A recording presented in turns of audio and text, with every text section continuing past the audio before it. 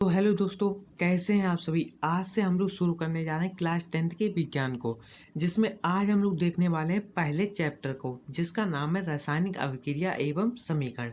अब देखिए, जो पहला चैप्टर है इसे हम लोग क्या करेंगे, टुकड़ों में करते हुए चलेंगे। जो आज की वीडियो है इसमें हम सिर्फ और सिर्फ रासायनिक अभिक्रिया, रासायनिक समीकरण और संतुलित रासायनिक समीकरण के बारे में जानने वाले हैं, जो कि पार्ट 1 वीडियो होने वाली है। तो चलिए वीडियो को शुरू करते हैं। देखिए, सबसे पहले हम लोग क्या करते हैं, हमारा जो पहला चैप्टर है रासायनिक अभिक्रिया एवं समीकरण, जिसमें जो सबसे पहले हम लोग क्या बात करेंगे, रासायनिक अभिक्रिया के बारे में कि रासायनिक अभिक्रिया क्या होती है। तो देखिए, जब भी हम क्या करते हैं कि कोई दो चीज़ें लेते हैं और उन्हें आपस में मिलाते हैं और उन्हें मिलाने के बाद कोई तीसरी चीज़ बन जाती है, तो उसे ही हम लोग रासायनिक अभिक्रिया कहते हैं। जैसे हम लोगों ने क्या किया, चीनी ले ली और पानी ले लिया, दोनों को मिलाया और मिलाने के बाद एक तीसरी चीज़ बनी जिसका नाम हो गया शरबत। तो इसे ही हम लोग रासायनिक अभिक्रिया कहते हैं। तो चलिए, इसे अब हम लोगों को लिखना कैसे, तो चलिए वो भी देख लेते हैं। देखिए, जब दो या दो से अधिक पदार्थ आपस में मिलकर एक नए पदार्थ का निर्माण करते हैं, यानी दो चीज़ें हमने मिलाई, दो मिलाई या दो से ज़्यादा मिला ली। जैसे हमने क्या बताया था, पानी और चीनी मिला ली और शरबत बन गया। या फिर हमने क्या किया, पानी चीनी तो मिलाए, साथ में उसमें नमक भी मिला लिया, नींबू भी मिला लिया, तब भी वो हमारा शरबत बनेगा, लेकिन और भी टेस्टी बन जाएगा। तो क्या हुआ कि जब दो या दो से अधिक पदार्थ, दो मिलाए या दो से ज़्यादा पदार्थ हम लोगों ने आपस में मिलाए, तो आपस में मिलाकर एक नए पदार्थ का निर्माण करते हैं। एक नया पदार्थ बना जिसका नाम क्या हुआ, शरबत हुआ, जिसके भौतिक व रासायनिक गुणधर्म भिन्न होते हैं। ऐसी अपक्रिया को रासायनिक अपक्रिया कहते हैं। अब उदाहरण देख लेते हैं। तो उदाहरण आपको चाहे कोई सा भी लिख देना है रासायनिक अपक्रिया में। तो जैसे हमने कौन सा सबसे आसान सा उदाहरण लिखा है कि Mg यानी मैग्नीशियम हमने ली और O2 यानी ऑक्सीजन ले लिया। दोनों को जब हमने मिलाया तो क्या बन गया, हमारा मैग्नीशियम ऑक्साइड बन गया। अब देखिए, आपको यहाँ पे दो ये इधर लगे, दो इधर लगे, ये कहाँ से है, तो चलिए ये भी बताते हैं। देखिए, हमने क्या किया, मैग्नीशियम ली और साथ में उसमें क्या किया, ऑक्सीजन ले ली। ये हमने क्या किया, रासायनिक अपक्रिया को संतुलित किया है। Mg और O2 को मिलाया, क्या बना, हमारा मैग्नीशियम ऑक्साइड बना। अब देखिए, O इधर हमारे कितने थे, दो थे, और इधर हमारा जो उत्पाद है MgO, इसमें O तो एक ही है, तो हमने क्या किया, यहाँ पे हमने दो लगा दिए। जब हम यहाँ पे दो लगाया, हमारे O तो दो हो गए। रासायनिक अपक्रिया क्या कहती है कि उत्पाद और अभिकारक, जिन्हें हम मिलाते हैं उन्हें हम लोग अभिकारक कहते हैं, और मिलने के बाद जो चीज़ बनती है उसे हम लोग उत्पाद कहते हैं। तो रासायनिक अपक्रिया क्या कहती है कि अभिकारक और उत्पाद दोनों की मात्रा बराबर होनी चाहिए, कोई भी ज़्यादा कम नहीं होना चाहिए, वरना जो अपक्रिया है वो असंतुलित रहेगी। लेकिन हाँ, रासायनिक अपक्रिया सही रहेगी लेकिन असंतुलित रहेगी। तो देखिए, O इधर हमारे कितने, दो थे, और यहाँ पे हमारा O एक था, तो हमने क्या किया, दो लगा दिया, हमारी O थे वो बराबर हो गए। लेकिन क्या हुआ, जो Mg हैं वो दो हो गए, तो इन्हें बराबर करने के लिए हमने इधर दो लगा दिया, बस यही हुआ। रासायनिक अपक्रिया क्या कहती है, सबसे पहले जो सबसे अधिक है उसे संतुलित करो, उसके बाद नीचे आते चले जाओ। इसकी संख्या सबसे अधिक है, सबसे पहले उसे संतुलित किया जाता है। तो देखिए, O हमारे कितने, दो थे, तो हमने इसे बराबर करने के लिए इधर दो लगा दिया। इधर दो लगाया, हमारे Mg थे वो दो हो गए, तो उसके लिए हमने इधर दो लगा दिया, बस हमारी रासायनिक अपक्रिया थी वो भी संतुलित हो गई। तो मैग्नीशियम ऑक्साइड दोनों को मिलाया, क्या हमारा मैग्नीशियम ऑक्साइड बन गया। आगे बढ़ते हैं हमने रासायनिक समीकरण की ओर। अब देखिए, रासायनिक समीकरण क्या होता है, ये भी बड़ा ही आसान सा है।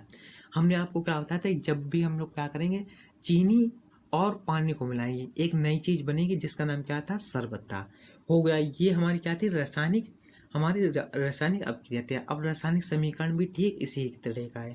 हमने क्या किया, चीनी ली और उसमें क्या किया, पानी मिलाया, मिलाने पे क्या अपना हमारा शरबत बन गया। अब देखिए, इस तरीके से हम चाहें तो रासायनिक अभिक्रिया थी हमारी, उसमें भी हम लिख सकते हैं। लेकिन रासायनिक समीकरण क्या होता है कि हम क्या करें, इन जैसे चीनी और पानी दोनों को मिलाया और हमारा शरबत बन गया, लेकिन हम इसे इस तरीके से ना लिखें। हम क्या करें, ये चीनी है, पानी, शरबत, इन्हें इनके सूत्र से लिखें, इनके संकेतों से लिखें कि चीनी का सूत्र क्या होता है, C11H22O11 ये होता है। तो हम क्या करें, इन्हें चीनी के सूत्र से लिखें, पानी को पानी के सूत्र से लिखें, यानी H2O को लिखें, तब हमारी ये क्या हो जाएगी, रासायनिक समीकरण हो जाएगी। तो हम क्या करें, चीनी को हमने क्या किया, C11 और H22O11 इस तरीके से लिखा। साथ में हमने क्या किया, पानी को भी इसके सूत्र से लिखा। तब हमारी ये क्या हुई, आगे शरबत बना, शरबत को भी हम क्या करेंगे, इसके सूत्र से लिखेंगे, तब हमारी ये रासायनिक समीकरण हो जाएगी।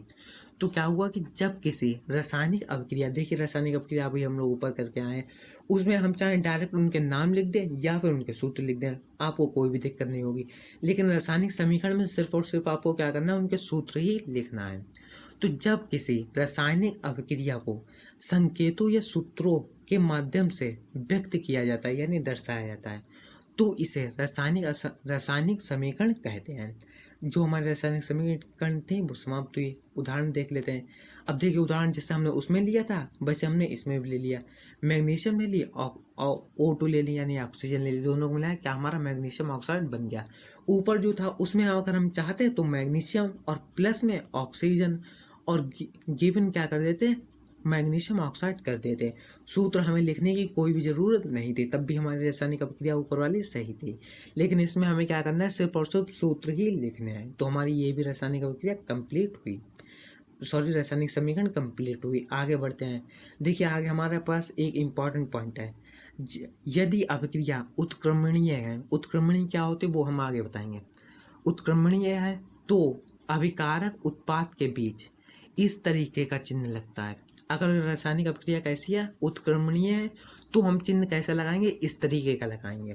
चिन्ह लगा दिया, चिन्ह लगा होता है। यह अभिक्रिया दोनों तरफ चलती है, यानी ये अभिक्रिया उल्टी सीधी होती है। जैसे हमने क्या किया, मैग्नीशियम और O2 लिखा था, उत्क्रमणीय अगर होगी तो इस तरीके का चिन्ह लगा होगा। क्या होगा, जब हम इन दोनों को मिलाएंगे तो हमारा ये बन जाएगा और कुछ ना कुछ हम हरकतें करेंगे जिसके वजह से ये फिर बन जाएगा। बस इसे ही हम लोग उत्क्रमणीय अभिक्रिया कहते हैं। इसलिए दोनों तरफ का चिन्ह लगा कि ये भी बनेगा ये भी बनेगा। हाँ देखिए, बर्फ और पानी, जब हम क्या करेंगे, बर्फ को गर्म करें तो हमारे देखिए एरो इस तरफ का है, तो जब हम बर्फ को गर्म करेंगे तो क्या हो जाएगा, हमारा पानी बन जाएगा। और हम वहीं पे क्या करें, देखिए इस तरह टाइप का एरो है, यानी पानी को जब हम क्या करेंगे, नीचे देखिए ठंडा लिखा है, तो इस टाइप में एरो है, इसके नीचे ठंडा लिखा है, यानी पानी को जब हम लोग क्या करेंगे, ठंडा करेंगे तो हमारा बर्फ बन जाएगा। तो बर्फ था, हमने कुछ हरकत की, गर्म किया इसे और हमारा पानी बन गया।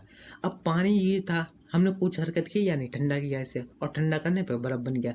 अब देखिए ये दोनों, ये अभिक्रिया क्या है, दोनों ओर चल रही है, इसलिए हम इससे क्या करेंगे, इसे उत्क्रमणीय अभिक्रिया कहें। आगे चलिए, देखिए आगे हमारे पास एक और पॉइंट है। जब मैग्नीशियम रिबन को वायु में जलाया जाता है तब मैग्नीशियम ऑक्साइड प्राप्त होता है। ध्यान रखना, ये जो है ये क्वेश्चन भी बन के आ जाता है बोर्ड के एग्जाम में। जब मैग्नीशियम रिबन को वायु में जलाया जाता है, और इसी टाइप का एक और क्वेश्चन आता है वो हम आगे कराएंगे।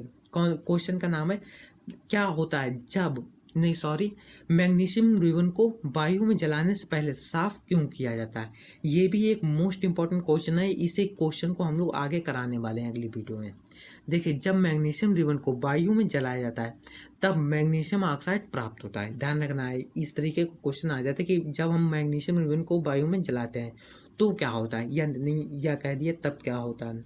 तो देखिए जब हम मैग्नीशियम रिबन को यानी मैग्नीशियम को वायु में जलाते हैं, अब देखिए आपको एक चीज़ ध्यान रखनी, जब भी कोई भी चीज़ हम लोग जलाते हैं तो वो हमेशा वायु में ही जलती है। हम लोग जो कह लो मोमबत्ती जलाते हैं, तो मोमबत्ती दिवाली में आपने जलाई होगी, या फिर दिया कहते हैं जलाते हैं, तो दिए ये जितनी भी चीज़ें हैं वो सभी हमारी ऑक्सीजन की वजह से ही जलते हैं। अगर उन्हें ऑक्सीजन ना मिले वो कोई भी चीज़ें जलेंगी नहीं। आपको छोटा सा काम करना है कि एक मोमबत्ती जलानी है और उसके ऊपर से गिलास ढक देना है, थोड़ी देर बाद गिलास हटाना, देखना मोमबत्ती है वो बुझ जाएगी। क्यों, क्योंकि उसे ऑक्सीजन नहीं मिलेगी। कोई भी चीज़ है वो बिना ऑक्सीजन के नहीं जल सकती, ध्यान रखना है। तो हमने क्या किया, मैग्नीशियम ली और उसे ऑक्सीजन की उपस्थिति में जलाया। अगर ऑक्सीजन ना हो जलेगी ही नहीं, तो ऑक्सीजन की उपस्थिति में जलाया, जलाने पे क्या हुआ, मैग्नीशियम ऑक्साइड प्राप्त हुआ। ऊपर हम लोग इस क्रिया को कर ही चुके हैं। आगे देखिए हमारा है संतुलित रासायनिक समीकरण, तो चलिए इसे भी देख लेते हैं। अब जैसे हमने शुरू में ही आपको बताया था, जैसे हमने क्या किया था, मैग्नीशियम ले ली, ऑक्सीजन ले लिया और इसे रिएक्शन करी और रिएक्शन करने पे क्या बना, मैग्नीशियम ऑक्साइड बना। लेकिन हमने क्या किया था, इसे संतुलित किया था। ठीक वही अब नीचे हुआ, जैसे हमारा क्या था, इधर O2 थे तो हमने इसलिए इधर क्या किया, O बराबर करने के लिए इधर 2 लगा दिए। जब इधर हमने 2 लगाया, Mg थे वो भी 2 हो गए, तो इसके लिए हमने 2 इधर लगा दिए। बस हमारी संतुलित रासायनिक समीकरण बराबर हो गई। अब वही हम इसमें करेंगे। जब किसी रासायनिक अपक्रिया में अभिकारक, अब हमने आपको एक चीज़ बताई थी कि इधर की जो चीज़ें हैं एरो की इधर की, तो उन्हें हम लोग क्या कहते हैं, उन्हें हम लोग अभिकारक कहते हैं। और अभिकारक को मिलाने के बाद जो चीज़ बनती है उसे हम लोग क्या कहते हैं, उत्पाद कहते हैं, प्रोडक्ट कहते हैं। तो ध्यान रखना है, इधर की चीज़ें अभिकारक और इधर की चीज़ें उत्पाद। तो देखिए, जब किसी रासायनिक अपक्रिया में अभिकारक के परमाणुओं की संख्या, अभिकारक के जितने भी परमाणु हैं, अभिकारक के परमाणुओं की संख्या उत्पाद के परमाणुओं की संख्या के बराबर हो, वही हमने बताया। अब अभिकारक के परमाणु यानी कि अभिकारक में जितने भी जो हमारे तत्व हैं उन वो कितने बार आए हैं। तो जब किसी रासायनिक अपक्रिया में अभिकारक के परमाणुओं की संख्या उत्पाद के परमाणुओं की संख्या के बराबर हो, तब उसे संतुलित रासायनिक समीकरण कहते हैं। अब देखिए, इसमें भी आप चाहे जो रिएक्शन लिख सकते हैं, कोई भी जैसे सबसे आसान आपको लगे वो लिख सकते हैं। तो देखिए हमने क्या किया, फिर से हमने वो लिख दी, Mg यानी मैग्नीशियम और O2 ऑक्सीजन, दोनों को मिलाया हमारा क्या बना, मैग्नीशियम ऑक्साइड बना। अब देखिए मैग्नीशियम ऑक्साइड बना था, अगर हम इधर से देखिए हमने क्या किया, 2 हटा दिया और इधर से भी हमने 2 हटा दिया। अब देखिए Mg हमारा 1 है, हमारे कोई भी दिक्कत नहीं। O हमारे कितने हैं, इधर देखिए O पे कितना 2 लगा, यानी O हमारे हैं वो 2 हैं। अब एक बात आपको ध्यान रखनी है, जैसे O में 2 लगा, इस तरीके से हम अपनी तरफ से कभी भी नहीं लगा सकते। हम जब भी हम संतुलित करने के लिए संख्याएं लगाएंगे तो जहाँ पे ये हमने 2 लगाए थे वहीं पे सिर्फ लगेगी, चाहे आप 2 लगाएं, 4 लगाएं, 3 लगाएं, 5 लगाएं, 8 लगाएं, कितने भी लगाएं। तो ध्यान रखना है आपको O के बाद में जो बेस में 2 लगे हैं इस तरीके से आपको कभी भी नहीं लगाना है। तो देखिए O हमारे 2 हैं और इधर तो हमारा O 1 ही है, तो हमने क्या किया, इसलिए इधर हमने क्या किया, 2 लगा दिया। जब हमने क्या किया, 2 लगा दिया इधर, तो हमारे देखिए O तो हमारे बराबर हो गए, 2 हो गए, लेकिन Mg थे वो भी हमारे 2 हो गए और Mg इधर तो 1 ही है, तो इसके लिए हमने क्या किया, इधर भी 2 लगा दिए। जब इधर लोग 2 लगाए हमारे Mg भी बराबर हो गए, बस हमारी ये संतुलित रासायनिक समीकरण हो गई। बस आगे बढ़ते हैं, आगे देखिए, सिल्वर क्लोराइड का प्रयोग श्वेत शाम का मतलब होता है ब्लैक एंड वाइट। तो सिल्वर क्लोराइड का प्रयोग श्वेत शाम फोटोग्राफी में होता है। तो देखिए आज की जो वीडियो है वो समाप्त होती है, हमने जो 3 टॉपिक बताए थे वो कंप्लीट हुए। इसके बाद जो हम अगली वीडियो लेके आने वाले हैं उसमें हम लोग क्या बात करेंगे, उसमें हम लोग बात करेंगे क्रियाशीलता का क्रम, संचारण और विकृत गंध्यता के बारे में। तो अगर आपको वीडियो अच्छी लगी हो वीडियो को लाइक कीजिए, चैनल को सब्सक्राइब कीजिए। हम मिलते हैं आपसे एक अगली वीडियो में एक और इस वाले टॉपिक के साथ, तब तक के लिए धन्यवाद।